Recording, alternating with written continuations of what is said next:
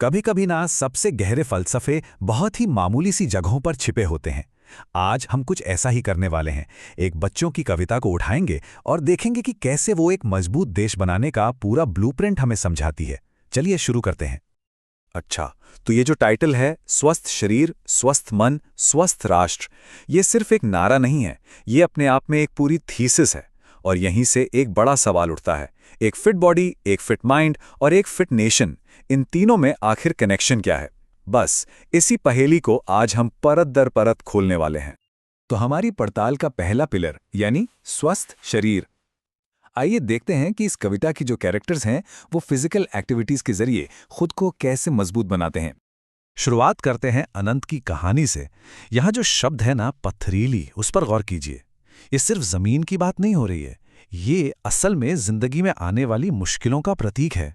मतलब पथरीली जमीन पर खेलना हमें मुश्किलों से लड़ना और मजबूत बनना सिखाता है। अब मिलिए गीता से। वो स्केट्स पर प्रैक्टिस कर रही हैं। ये दिखाता है फिजिकल डिसिप्लिन और बैलेंस।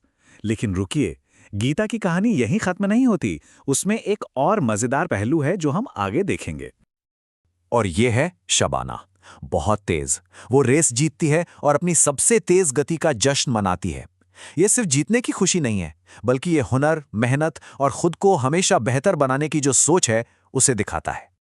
तो गति यानी पेस, इसका मतलब सिर्फ रफ्तार नहीं है, ये डिसिप्लिन को दिखाता है, हमेशा और बेहतर करने की चाह को दिखाता है, और अपनी काबिलियत को पूरी तरह से इस्तेमाल करने की कोशिश को भी। और यही तो फिजिकल फिटनेस का असली मतलब है। चलिए अब शरीर से मन की ओर बढ़ते हैं।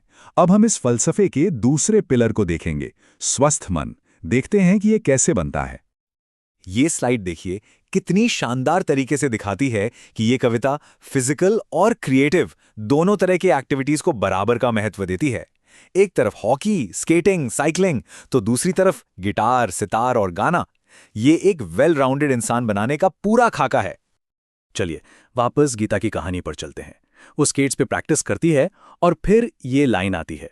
यही वो पॉइंट है जहां कहानी फिजिकल प्रैक्टिस से हटकर मेंटल ग्रोथ की तरफ मुड़ जाती है, और सीखने की प्रोसेस का ये सबसे जरूरी हिस्सा है।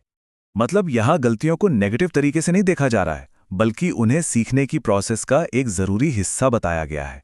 एक स्वस्थ मन वही है जो गलतियों को बेहतर होने के मौके की तरह देखता है। अब लामो को देखिए, वो गर्व से गिटार बजाता है। ये क्या दिखाता है? अपने हुनर पर कॉन्फिडेंस और सेल्फ रिस्पेक्ट। और उसका दोस्त सितार पर उसका साथ देता है। ये क्रिएटिव कोलैबोरेशन और मिलजुल कर रहने का कितना खूबसूरत उदाहरण है। और आखिर में है मीना। वो ताल में गाती है, और ये जो ताल है ना, ये सिर्फ म्यूजिक के बारे में नहीं है, ये बैलेंस, हार्मनी और दुनिया में अपनी सही जगह ढूंढने का एक बहुत पावरफुल सिंबल है। तो अब हम पहुंच चुके हैं अपने आखिरी हिस्से पर।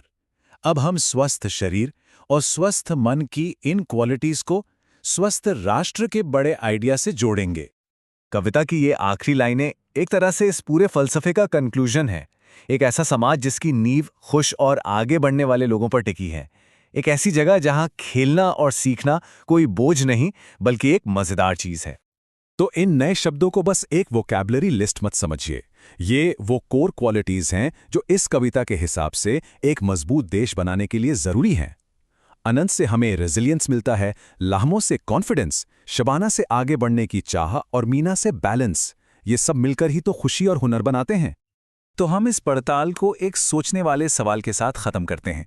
अगर किसी देश की ताकत उसके लोगों की पर्सनल खुशी और ग्रोथ पर टिकी है, तो एक समाज के तौर पर इसे बढ़ावा देने का सबसे अच्छा तरीका क्या हो सकता है? ये एक ऐसा सवाल है जो इस छोटी सी कविता के गहरे मतलब को हमारे सामने रखता है।